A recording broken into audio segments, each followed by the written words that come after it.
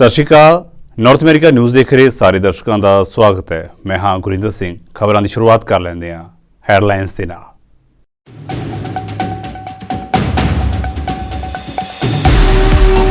America ਦੇ ਰਾਸ਼ਟਰਪਤੀ ਜੋ ਬਾਈਡਨ ਨੇ ਰਮਜ਼ਾਨ ਮੌਕੇ ਦੁਨੀਆ ਭਰ ਦੇ ਮੁਸਲਿਮ ਭਾਈਚਾਰੇ ਨੂੰ ਦਿੱਤੀ ਵਧਾਈ। ਕਿਹਾ ਗਾਜ਼ਾ ਵਿੱਚ ਜੰਗਬੰਦੀ ਦੀ ਕੋਸ਼ਿਸ਼ ਜਾਰੀ।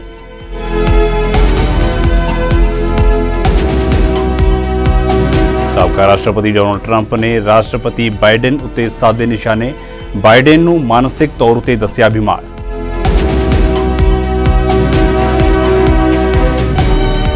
ਅਮਰੀਕਾ ਤੋਂ ਇੱਕ ਮੰਦਭਾਗੀ ਖਬਰ ਆਈ ਸਾਹਮਣੇ। ਦਿਲ ਦਾ ਦੌਰਾ ਪੈਣ ਕਾਰਨ ਪੰਜਾਬੀ ਨੌਜਵਾਨ ਪ੍ਰਗਟ ਸਿੰਘ ਦੀ ਹੋਈ ਮੌਤ।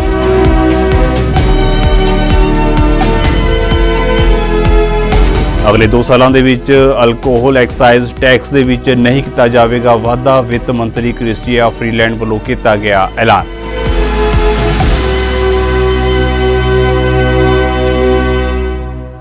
ਤੇ ਹੁਣ ਖਬਰਾਂ ਵਿਸਥਾਰ ਦੇ ਨਾਲ।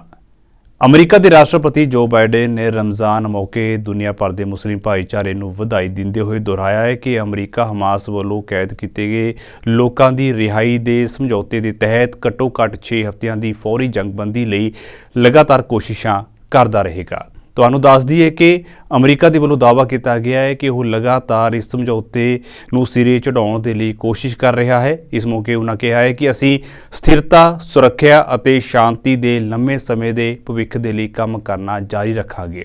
ਇਸ ਦੇ ਵਿੱਚ ਇਹ ਯਕੀਨੀ ਬਣਾਉਣ ਲਈ 2 ਰਾਜ ਹੱਲ ਸ਼ਾਮਲ ਹੈ ਕਿ ਫਲਸਤੀਨ ਅਤੇ ਇਜ਼ਰਾਈਲ ਦੇ ਲੋਕ ਬਰਾਬਰ ਦੀ ਆਜ਼ਾਦੀ, ਮਾਣ, ਸੁਰੱਖਿਆ ਅਤੇ ਖੁਸ਼ਹਾਲੀ ਦਾ ਆਨੰਦ ਮਾਣ ਸਕਣ। ਇਹ ਅਸਥਾਈ ਸ਼ਾਂਤੀ ਦਾ ਇੱਕੋ ਇੱਕ ਰਸਤਾ ਹੈ। ਉਨ੍ਹਾਂ ਕਿਹਾ ਹੈ ਕਿ ਅਮਰੀਕਾ ਗਾਜ਼ਾ ਵਿੱਚ ਜ਼ਮੀਨੀ, ਹਵਾਈ ਅਤੇ ਸਮੁੰਦਰ ਰਾਹੀਂ ਵਧੇਰੇ ਮਾਨਵਤਾਵਾਦੀ ਸਹਾਇਤਾ ਪ੍ਰਦਾਨ ਕਰਨ ਦੇ ਲਈ ਅੰਤਰਰਾਸ਼ਟਰੀ ਯਤਨਾਂ ਦੀ ਅਗਵਾਈ ਕਰਦਾ ਰਹੇਗਾ। ਰਮਜ਼ਾਨ ਉੱਤੇ ਮੁਸਲਿਮ ਭਾਈਚਾਰੇ ਨੂੰ ਵਧਾਈ ਦਿੰਦੇ ਹੋਏ ਬਾਈਡਨ ਨੇ ਕਿਹਾ ਹੈ ਕਿ ਇਸ ਸਾਲ ਇਹ ਮਹੀਨਾ ਬਹੁਤ ਦੁਖਦਾਈ ਸਮੇਂ ਉੱਤੇ ਆਇਆ ਹੈ। ਗਾਜ਼ਾ ਵਿੱਚ ਜੰਗ ਨੇ ਫਲਸਤੀਨੀ ਲੋਕਾਂ ਨੂੰ ਭਿਆਨਕ ਦੁੱਖ ਪਹੁੰਚਾਇਆ ਹੈ। ਇਸ ਯੁੱਧ ਦੇ ਵਿੱਚ 30,000 ਤੋਂ ਵੱਧ ਫਲਸਤੀਨੀ ਮਾਰੇ ਗਏ ਨੇ, ਜਿਨ੍ਹਾਂ ਵਿੱਚ ਜ਼ਿਆਦਾਤਰ ਆਮ ਨਾਗਰਿਕ ਨੇ। ਇਹਨਾਂ ਦੇ ਵਿੱਚ ਹਜ਼ਾਰਾਂ ਬੱਚੇ ਵੀ ਸ਼ਾਮਲ ਹਨ ਜਿਨ੍ਹਾਂ ਨੇ ਆਪਣੀ ਜਾਨ ਗੁਆਈ ਹੈ। ਅਮਰੀਕੀ ਰਾਸ਼ਟਰਪਤੀ ਜੋ ਬਾਈਡਨ ਨੇ ਆਪਣੇ ਕਾਰਜਕਾਲ ਦੇ ਆਖਰੀ ਸਟੇਟ ਆਫ ਦੀ ਯੂਨੀਅਨ ਸੰਬੋਧਨ ਦੇ ਵਿੱਚ ਟਰੰਪ ਉੱਤੇ ਤਿੱਖਾ ਨਿਸ਼ਾਨਾ ਸਾਧਿਆ ਸੀ। ਟਰੰਪ ਦਾ ਨਾਂ ਲਏ ਬਿਨਾਂ ਉਨ੍ਹਾਂ ਕਿਹਾ ਸੀ ਕਿ ਉਹ ਦੇਸ਼ ਦੇ ਲਈ ਹੀ ਨਹੀਂ ਸਗੋਂ ਵਿਸ਼ਵ ਲੋਕਤੰਤਰ ਅਤੇ ਆਜ਼ਾਦੀ ਲਈ ਵੀ ਖਤਰਾ ਹੈ। ਟਰੰਪ ਨੇ ਇਸ ਦਾ ਜਵਾਬ ਦਿੱਤਾ। ਟਰੰਪ ਨੇ ਕਿਹਾ ਹੈ ਕਿ ਬਾਈਡਨ ਦਾ ਬਿਆਨ ਭਿਆਨਕ ਹੈ। ਉਨ੍ਹਾਂ ਕਿਹਾ ਹੈ ਕਿ ਬਾਈਡਨ ਗੁੱਸੇ ਦੇ ਵਿੱਚ ਸੀ ਅਤੇ ਮਾਨਸਿਕ ਤੌਰ ਉੱਤੇ ਪਰੇਸ਼ਾਨ ਸਨ।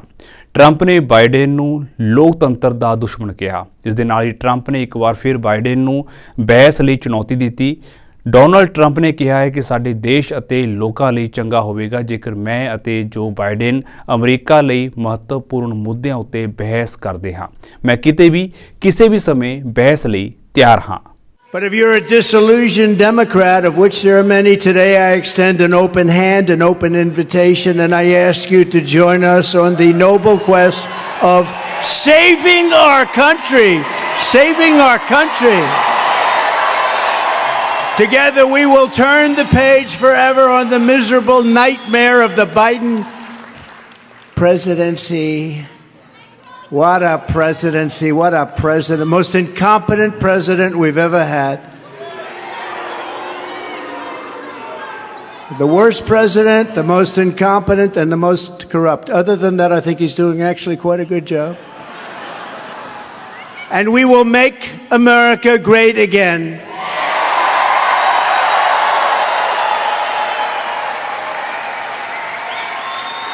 2 nights ago, we all heard Crooked Joe's angry, dark, hate-filled rant of a State of the Union address. Didn't it bring us together? Remember, he said, I'm going to bring the country together. I'm going to bring it together. No. He's a threat to democracy. I will tell you, he's a threat to democracy. Weaponize government, weaponize the FBI, weaponize the DOJ. He's a threat to democracy for other reasons also. Number one, he's grossly incompetent. Joe Biden gave the most divisive, partisan, radical, and extreme speech ever delivered by a president in that chamber, not even close. Rather than trying to bring our country together, he tried to cling to power by tearing our country apart. He's done nothing. You know what their whole thing is going to be? Go after Trump. Go after. We have no policy. We didn't do anything. Everything we did turned out so badly. Go after Trump. And we're ready for it. Are we ready? We're ready. Crooked Joe Biden talked about Ukraine before he talked about America. He talked about the size of a Snickers bar. You know, it's probably true about Snickers. They throw a little bit less in. I'd probably do the same thing if I owned that particular company. But can I be honest with you? Who the hell cares about? That's not what the problem is. ਵਿਦੇਸ਼ਾਂ ਦੇ ਵਿੱਚ ਹਰ ਰੋਜ਼ ਪੰਜਾਬੀਆਂ ਦੀ ਮੌਤ ਹੋਣ ਦੀਆਂ ਖਬਰਾਂ ਸਾਹਮਣੇ ਆ ਰਹੀਆਂ ਨੇ। ਅਜਿਹਾ ਹੀ ਇੱਕ ਹੋਰ ਮਾਮਲਾ ਅਮਰੀਕਾ ਤੋਂ ਸਾਹਮਣੇ ਆਇਆ ਹੈ, ਜਿੱਥੇ ਪੰਜਾਬੀ ਨੌਜਵਾਨ ਦੀ ਦਿਲ ਦਾ ਦੌਰਾ ਪੈਣ ਕਾਰਨ ਮੌਤ ਹੋ ਗਈ ਹੈ। ਮ੍ਰਿਤਕ ਦੀ ਪਹਿਚਾਣ ਪ੍ਰਗਟ ਸਿੰਘ ਵਾਸੀ ਸੁਲਤਾਨਪੁਰ ਲੋਧੀ ਵਜੋਂ ਹੋਈ ਹੈ। ਮਿਲੀ ਜਾਣਕਾਰੀ ਦੇ ਅਨੁਸਾਰ ਮ੍ਰਿਤਕ ਰੋਜ਼ੀ ਰੋਟੀ ਕਮਾਉਣ ਲਈ ਕਰੀਬ 8 ਸਾਲ ਪਹਿਲਾਂ ਅਮਰੀਕਾ ਗਿਆ ਸੀ। ਮ੍ਰਿਤਕ ਦੇ ਪਿਤਾ ਜਸਬੀਰ ਸਿੰਘ ਅਤੇ ਮਾਤਾ ਕੁਲਦੀਪ ਕੌਰ ਨੇ ਦੱਸਿਆ ਹੈ ਕਿ ਉਹਨਾਂ ਨੂੰ ਇਸ ਦੀ ਜਾਣਕਾਰੀ ਉਹਨਾਂ ਦੇ ਲੜਕੇ ਪ੍ਰਗਟ ਸਿੰਘ ਦੇ ਨਾਲ ਦੇ ਸਾਥੀਆਂ ਨੇ ਦਿੱਤੀ। ਮ੍ਰਿਤਕ ਦੇ ਭਰਾ ਪਰਮਜੀਤ ਸਿੰਘ ਨੇ ਦੱਸਿਆ ਹੈ ਕਿ ਪ੍ਰਗਟ ਸਿੰਘ ਅਜੇ ਕੁਆਰਾ ਸੀ ਅਤੇ ਉਸ ਦੀ ਉਮਰ ਕਰੀਬ 32-33 ਸਾਲ ਸੀ। ਪ੍ਰਗਟ ਸਿੰਘ ਦੀ ਮੌਤ ਨੂੰ ਲੈ ਕੇ ਉਸ ਦੇ ਪਰਿਵਾਰ ਦੇ ਵਿੱਚ ਮਾਹੌਲ ਕਾਫੀ ਦੁੱਖ ਭਰਿਆ ਹੈ। ਪਰਿਵਾਰ ਨੇ ਆਪਣੇ ਪੁੱਤ ਦੀ ਮ੍ਰਿਤਕ ਦੇ ਵਾਪਸ ਲਿਆਉਣ ਲਈ ਸਰਕਾਰ ਨੂੰ ਅਪੀਲ ਕੀਤੀ ਹੈ ਤਾਂ ਕਿ ਪਰਿਵਾਰ ਆਪਣੇ ਪੁੱਤਰ ਦਾ ਅੰਤਿਮ ਸੰਸਕਾਰ ਕਰ ਸਕੇ। ਮੈਂ ਪਰਮਜੀਤ ਸਿੰਘ, ਮੇਰਾ ਬ੍ਰਦਰ ਪ੍ਰਗਟ ਸਿੰਘ, ਇਹ ਨਾ 8 ਸਾਲ ਤੋਂ ਅਮਰੀਕਾ ਗਿਆ ਹੋਇਆ ਸੀ ਤੇ 8 ਸਾਲ ਦੇ ਹੋਣ ਦੇ ਦੌਰਾਨ ਬਾਅਦ ਚ ਇਹਦੀ ਸਾਨੂੰ ਇੱਕ ਦਿਨ ਅਚਾਨਕ ਹੀ ਫੋਨ ਆਇਆ ਸੋਮਵਾਰ ਕਿ ਇਹਦੀ ਨਾ ਡੈਥ ਹੋ ਗਈ ਹੈ ਅਟੈਕ ਦੇ ਨਾਲ।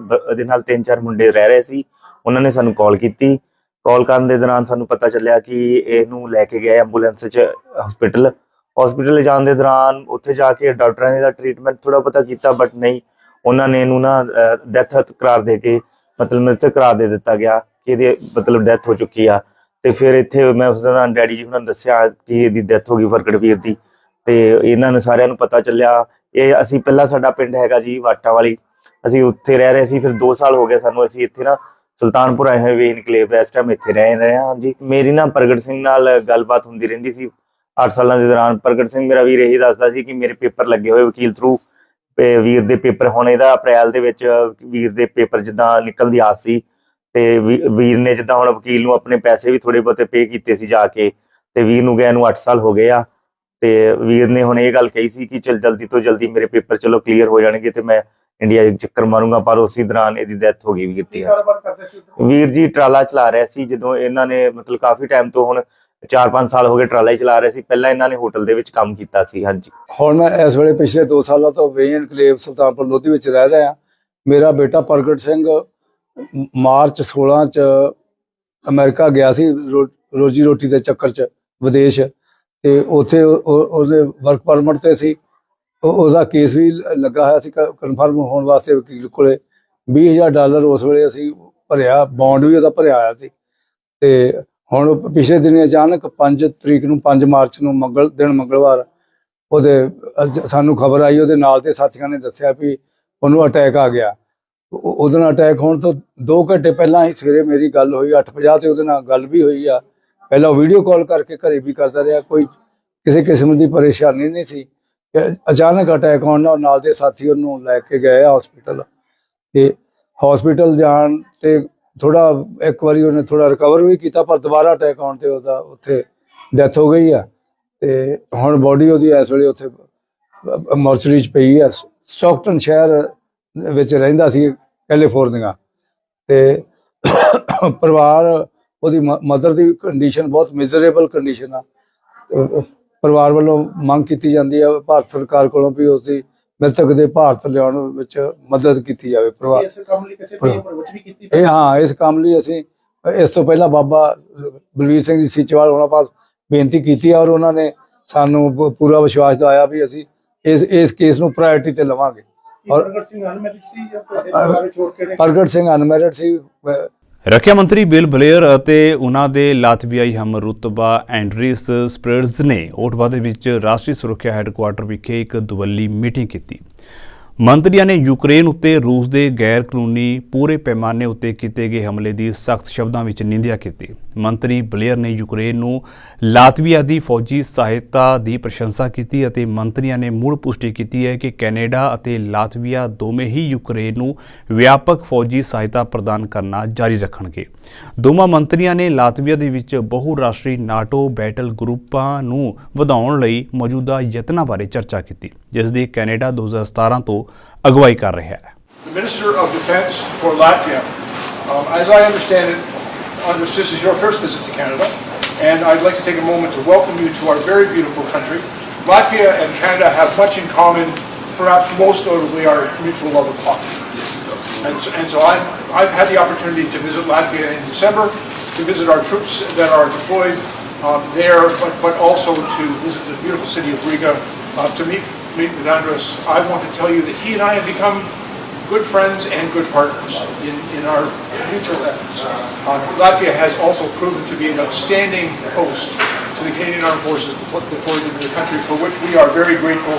We have an opportunity over the next couple of days. Andres will be here in Canada to talk about how we can continue to work together to make the necessary investments in the deployment of troops, not only from Canada, but from among all of our NATO allies in Latvia, the remarkable support that we have received from that country, and our mutual commitment to the defense of the rules-based order, the rules that have kept the world safe for over 80 years. It's work we do together, and my good friend, Defense Minister Satluj, is a valued partner and has become a dear friend in that effort.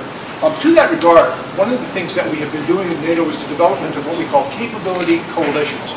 And it's where like-minded members of NATO have gathered together to form coalitions of capability to work on support for Ukraine, but it also enables us all as partners to build up our own capabilities within our own countries. And so I'm very pleased to say that Latvia and the United Kingdom have taken leadership of a drone capability coalition. And today I'm very pleased to announce that Canada will be joining that capability coalition under the very capable leadership of my friend Andres and Minister Shops, or Secretary Shops from the United Kingdom. We believe Canada has much to learn, but also much to contribute to that coalition. But it's my first time to Canada, of course, as the Minister of Defense. So I am very, very much happy to come to Canada and express my deepest appreciation for what Canada is doing, what Canada is doing for NATO alliance, what Canada is doing for the security and defense of Latvia together, what Canada is doing for the support to Ukraine, what Canada is doing also for the rules-based order. Emergency ਤਿਆਰੀਆਂ ਸੰਬੰਧੀ ਮੰਤਰੀ ਸਰਦਾਰ ਹਰਜੀਤ ਸਿੰਘ ਸੱਜਣ ਨੇ 92ਵੀਂ security and defence conference ਦੇ ਵਿੱਚ ਸੰਬੋਧਨ ਕੀਤਾ। ਇਸ ਦੌਰਾਨ ਉਹਨਾਂ ਵੱਲੋਂ ਕੁਦਰਤੀ ਆਫਤਾਂ ਉੱਤੇ ਜਲਵਾਯੂ ਪਰਿਵਰਤਨ ਦੇ ਪ੍ਰਭਾਵਾਂ ਦੀ ਚਰਚਾ ਕੀਤੀ ਗਈ ਤੇ ਆਉਣ ਵਾਲੇ ਸਾਲਾਂ ਦੇ ਵਿੱਚ ਹੜ੍ਹਾਂ ਅਤੇ ਜੰਗਲਾਂ ਵਿੱਚ ਵੱਧਦੀ ਅੱਗ ਵਰਗੀਆਂ ਘਟਨਾਵਾਂ ਦਾ ਜਵਾਬ ਦੇਣ ਲਈ ਫੈਡਰਲ ਸਰਕਾਰ ਦੇ ਤਰੀਕਿਆਂ ਦੀ ਰੂਪਰੇਖਾ ਦੱਸੀ ਹੈ। ਮੰਤਰੀ ਨੇ ਕਿਹਾ ਹੈ ਕਿ ਜਿਵੇਂ ਕਿ ਜਲਵਾਯੂ ਆਫਤਾਂ ਲਗਾਤਾਰ ਵਧਦੀਆਂ ਜਾ ਰਹੀਆਂ ਨੇ, ਕੈਨੇਡਾ ਸਰਕਾਰ ਉਹਨਾਂ ਆਫਤਾਂ ਦੇ ਨਾਲ ਨਜਿੱਠਣ ਲਈ ਵਚਨਬੱਧ ਹੈ ਤੇ ਜਲਵਾਯੂ ਪਰਿਵਰਤਨ ਲਈ ਵੀ ਲਗਾਤਾਰ ਕਦਮ ਚੁੱਕੇ ਜਾ ਰਹੇ ਨੇ। Now, as you know that as colleagues, your academics, your industry leaders, and also as members of the Canadian Forces, you know this topic of emergency preparedness extremely well. You've been responding and dealing with disasters a long time ago. I remember the first disaster I deployed to was the Winnipeg floods way back just before. Actually, we were on workup training to go to Bosnia back then in 97 at that time. So something that you have a lot of experience in, and we're going to need that experience. And even though our time that we had before, things have accelerated quite quickly, and we're going to need to adjust. So it's a privilege for me to be back here with all of you today, and as some of you, last I think I spoke was when I was Minister of National Defence, and I've had a number of portfolios even since then. And a lot has happened. We've had a pandemic, right? And we didn't anticipate something significant like that happening, but it did, and you responded. But I'm here to discuss to you today about the severe and unrelenting impacts of climate change that it's having on Canadians, and to address the things that the Government of Canada is doing to innovate and to prepare Canadians to adapt for the future that we now face as a country. Climate change is a very real security threat to all of us. And denying its existence is dangerous, and denial should never be an option for anyone. It is a fact that Canada is warming on average, get this, Canada is warming on average twice as quickly as the rest of the world. And in our north, it is about 3 times as fast. The warming of our earth has enormous and dangerous consequences for our people and for people all over the world. It is our job as leaders in government, security, politics, to grapple with this phenomenon. Now, turning away is foolish. Convincing others to turn away is extremely dangerous.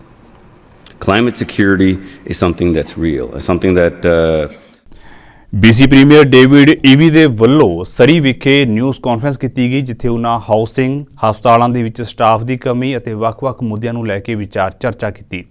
ਦੱਸ ਦਈਏ ਕਿ Canada ਵਿੱਚ housing ਸੰਕਟ ਇੱਕ ਗੰਭੀਰ ਮੁੱਦਾ ਹੈ। ਨਵੇਂ ਇਮੀਗ੍ਰੈਂਟਸ ਨੂੰ ਘਰਾਂ ਦੀ ਕਮੀ ਨਾਲ ਜੂਝਣਾ ਪੈ ਰਿਹਾ ਹੈ।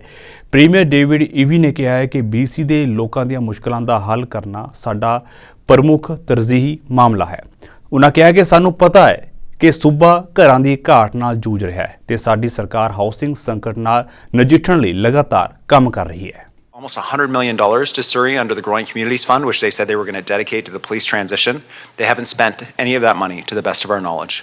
And so the frustration that I have is we've addressed the financial concerns. We've been very clear. We are going to the Surrey Police Service. We are not going back to the RCMP. And we just need to keep going on this. So we have put an administrator in place for the Surrey Police Service to ensure that this continues to move forward. We are working with the RCMP, and that's what's going to happen. The mayor is waiting for a court challenge that she's going to lose. Unfortunately, it's a waste of money for Surrey taxpayers, as it is a waste of money to drag this out longer than it needs to. But I am hopeful that on the other end of that the mayor and I will be able to work together on what matters for the residents of Surrey, which is moving past this, ensuring they get good policing services, good schools, good housing, and the hospital. But it is an increase in beds. I take your point on that. And in Surrey, this is a brand new hospital in addition to existing hospital space. This is the biggest health investment south of the Fraser in the province's history, in addition to a new medical school also located in Surrey to make sure we're training the community health workers to support this community. And the minister went out to Surrey Memorial and met with the doctors and nurses and said, what do you need? What can we do to provide support in the interim here? And they outlined that. It resulted in the hiring of 140 new doctors and nurses at Surrey Memorial, 70 of them internationally trained doctors and nurses that are now working at the hospital, commitments around the new cath labs at the hospital, and additional initiatives to address some of the challenges at the hospital. But I take your key point. We need to do more in Surrey. We'll have more to say about the initiatives that we're bringing about in Surrey to address the huge demand for healthcare from a fast-growing community, because we have to keep up with it. And it's certainly about the capital, the physical buildings to deliver this. It's also about those healthcare workers. And so that's why it was so important in this budget as well, the funding for the medical school. This is not, ਬੇਰੁਜ਼ਗਾਰੀ ਦੀ ਸਮੱਸਿਆ ਦੇ ਨਾਲ ਜੂਝ ਰਹੇ ਕੌਮਾਂਤਰੀ ਵਿਦਿਆਰਥੀਆਂ ਦੀ ਮਦਦ ਕਰਨ ਦੇ ਲਈ GTA ਦੇ ਵਿੱਚ ਇੱਕ ਵਿਸ਼ੇਸ਼ ਕੈਰੀਅਰ ਕਾਉਂਸਲਿੰਗ ਅਤੇ ਜੌਬ ਫੇਅਰ ਪ੍ਰੋਗਰਾਮ ਦਾ ਪ੍ਰਬੰਧ ਕੀਤਾ ਗਿਆ, ਜਿਸ ਦਾ ਮੁੱਖ ਉਦੇਸ਼ ਬੇਰੁਜ਼ਗਾਰ ਕੌਮਾਂਤਰੀ ਵਿਦਿਆਰਥੀਆਂ ਦਾ ਰੁਜ਼ਗਾਰ ਪੱਖੋਂ ਉਹਨਾਂ ਦੀ ਮਦਦ ਕਰਨਾ ਹੈ। ਇਸ ਜੌਬ ਫੇਅਰ ਦੇ ਵਿੱਚ ਵਿਦਿਆਰਥੀਆਂ ਦਾ ਭਾਰੀ ਇਕੱਠ ਵੇਖਣ ਨੂੰ ਮਿਲਿਆ। ਇਸ ਦੌਰਾਨ ਜੌਬ ਫੇਅਰ ਦੇ ਵਿੱਚ ਕਤਾਰਾਂ ਵਿੱਚ ਖੜੇ ਹਜ਼ਾਰਾਂ ਵਿਦਿਆਰਥੀਆਂ ਵੱਲੋਂ ਕੈਨੇਡਾ ਦੀ ਆਰਥਿਕਤਾ ਦੇ ਹਾਲਾਤਾਂ ਬਾਰੇ ਦੱਸਿਆ ਗਿਆ। पूरा टोरंटो जहाँ कह लो कि सारा इलाका इधर जॉब ਲਈ ਸਾਰਾ ਇੱਧਰ ਉਮੜ ਪਿਆ। ਇਸ ਤਰ੍ਹਾਂ ਦੀ ਅਨਐਮਪਲੋਇਮੈਂਟ ਤਾਂ ਅਕਸਰ ਇੰਡੀਆ 'ਚ ਦੇਖਣ ਨੂੰ ਮਿਲਦੀ ਹੈ, ਪਰ ਅੱਜ ਦਾ ਨਜ਼ਾਰਾ ਜਿਹੜਾ ਅਨਐਮਪਲੋਇਮੈਂਟ ਦਾ, ਇਸ ਤੋਂ ਪਤਾ ਲੱਗਦਾ ਕਿ ਕਿੰਨੀ ਅਨਐਮਪਲੋਇਮੈਂਟ ਹੈ ਔਰ ਕਿੰਨੇ ਲੋਕੀ ਵਿਹਲੇ ਨੇ ਔਰ ਜਿਹੜੇ ਲੋਕੀ ਬੇਕਾਰ ਅਨਐਮਪਲੋਇਡ ਘੁੰਮ ਰਹੇ ਨੇ। ਇਸ ਭੀੜ ਤੋਂ ਦੇਖਣ ਤੋਂ ਲੱਗਦਾ ਔਰ ਇਹਦਾ ਮੇਨ ਕਾਰਨ ਜਿਹੜਾ ਲੇ ਆਫ ਵੀ ਹੈ। ਔਰ ਇਹਦੇ ਨਾਲ ਨਾਲ ਜਿਹੜੇ ਲੋਕੀ ਮੌਰਗੇਜ 'ਤੇ ਨੇ, ਉਹ ਆਪਣੀਆਂ ਮੌਰਗੇਜ ਕਿਸ ਤਰ੍ਹਾਂ ਪੇ ਕਰਨਗੇ, ਜਾਂ ਹੋਰ ਜਿਹੜੇ ਉਹਨਾਂ ਦੇ ਰੂਟੀਨ ਦੇ ਖਰਚੇ ਨੇ ਉਹਨਾਂ ਨੂੰ ਪੇ ਕਰਨ ਲਈ ਉਹਨਾਂ ਦੇ ਰੈਂਟ ਜਿਹੜੇ ਕਿ ਬਹੁਤ ਹਾਈ ਸਾਈਡ 'ਤੇ ਹੋ ਚੁੱਕੇ ਨੇ, ਇਹਨਾਂ ਨੂੰ ਪੇ ਕਰਨਾ ਇਸ ਵੇਲੇ ਬਹੁਤ ਮੁਸ਼ਕਿਲ ਹੈ। ਜਿਸ ਤਰ੍ਹਾਂ ਦਾ ਇਹ ਸਿਨੈਰੀਓ ਬਣ ਚੁੱਕਿਆ, ਜਾਂ ਜਿਹਨੂੰ ਕਹਿ ਲਓ ਇਹ ਅੱਜ ਦਾ ਸਿਨੈਰੀਓ ਨੂੰ ਦੇਖ ਕੇ ਲੱਗਦਾ ਕਿ ਜਿੱਦਾਂ ਇਨਫਲੇਸ਼ਨ ਹੈ, ਔਰ ਇਨਫਲੇਸ਼ਨ ਦੇ ਨਾਲ ਨਾਲ ਜਿਹੜੀ ਇਕੋਨਮੀ ਦੇ ਵਿੱਚ ਡਰਾਬੈਕਸ ਆਏ ਨੇ, ਉਹ ਮੇਨ ਕਾਰਨ ਇਹਦਾ ਇਹ ਹੈ, ਜੋਬਾਂ ਤਾਂ ਇੰਨੀਆਂ ਕ੍ਰੀਏਟ ਹੁੰਦੀਆਂ ਨਹੀਂ ਜਿੰਨੀ ਇਨਫਲਕਸ ਆਫ ਦਾ ਸਟੂਡੈਂਟਸ ਹੈ ਜਾਂ ਇਮੀਗ੍ਰੇਸ਼ਨ ਹੈ, ਇਹਨੂੰ ਦੇਖਦੇ ਹੋ ਤਾਂ ਇਸ ਤਰ੍ਹਾਂ ਲੱਗਦਾ। ਸੋ ਮੈਂ ਆਪਣੀ ਜੌਬ ਸਵਿਚ ਕਰਨਾ ਚਾਹੁੰਦਾ, ਪਰ ਜਿੱਦਾਂ ਜੌਬ ਮਾਰਕੀਟ ਅੱਜ ਲੱਗ ਰਹੀ ਹੈ ਜਾਂ ਰਿਸੈਸ਼ਨ ਹੈ, ਕੀ ਹੈ ਸਮਝ ਨਹੀਂ ਆ ਰਿਹਾ। ਅਤੇ I think it's going to be hard for everyone. If all these people are unemployed, I think the unemployment rate in Canada is too high. So I think the government should look into it. I think this has been happening from last 2 years since the immigration by the government of Canada raised so much. So government should look into it and provide people with the jobs. British Columbia ਦੇ ਵਿੱਚ 1 ਜੂਨ ਤੋਂ minimum wages ਦੇ ਵਿੱਚ ਹੋਰ ਵਾਧਾ ਹੋ ਰਿਹਾ ਹੈ ਤੇ ਘੱਟੋ-ਘੱਟ ਵੇਤਨ ਦਰ $17.40 ਪ੍ਰਤੀ ਘੰਟਾ ਹੋ ਜਾਵੇਗੀ।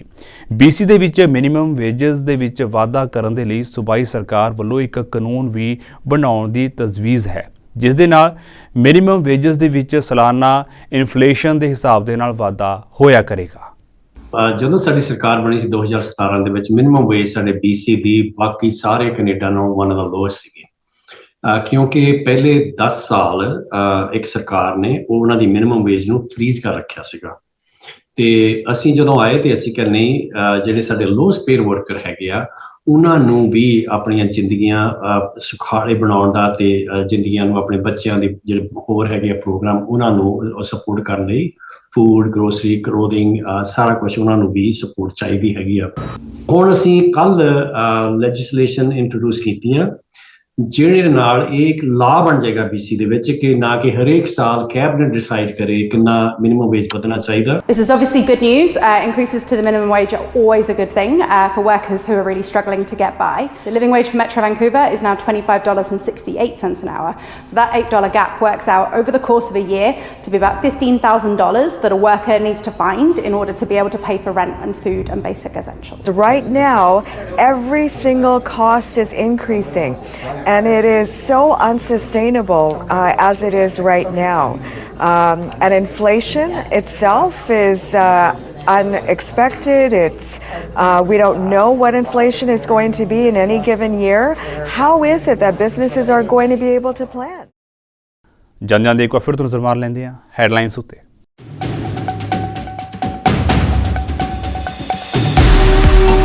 ਅਮਰੀਕਾ ਦੇ ਰਾਸ਼ਟਰਪਤੀ ਜੋ ਬਾਈਡਨ ਨੇ ਰਮਜ਼ਾਨ ਮੌਕੇ ਦੁਨੀਆ ਭਰ ਦੇ ਮੁਸਲਿਮ ਭਾਈਚਾਰੇ ਨੂੰ ਦਿੱਤੀ ਵਧਾਈ, ਕਿਹਾ ਗਾਜ਼ਾ ਵਿੱਚ ਜੰਗਬੰਦੀ ਦੀ ਕੋਸ਼ਿਸ਼ ਜਾਰੀ।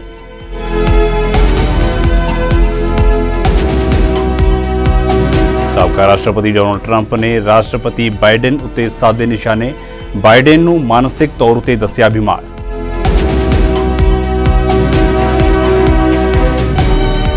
ਅਮਰੀਕਾ ਤੋਂ ਇੱਕ ਮੰਦਭਾਗੀ ਖਬਰ ਆਈ ਸਾਹਮਣੇ, ਦਿਲ ਦਾ ਦੌਰਾ ਪੈਣ ਕਾਰਨ ਪੰਜਾਬੀ ਨੌਜਵਾਨ ਪ੍ਰਗਟ ਸਿੰਘ ਦੀ ਹੋਈ ਮੌਤ।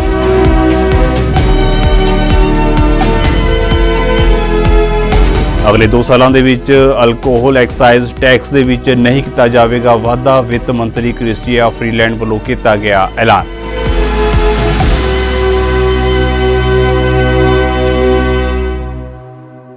ਸੋ ਫਿਲਹਾਲ ਦੇ ਲਈ ਨਾਰਥ ਅਮਰੀਕਾ ਨਿਊਜ਼ ਦੇ ਵਿੱਚ ਇੰਨਾ ਹੀ, ਤੇ ਹੁਣ ਮੈਨੂੰ ਇਜਾਜ਼ਤ ਦਿਓ। ਸਤਿ ਸ਼੍ਰੀ ਅਕਾਲ।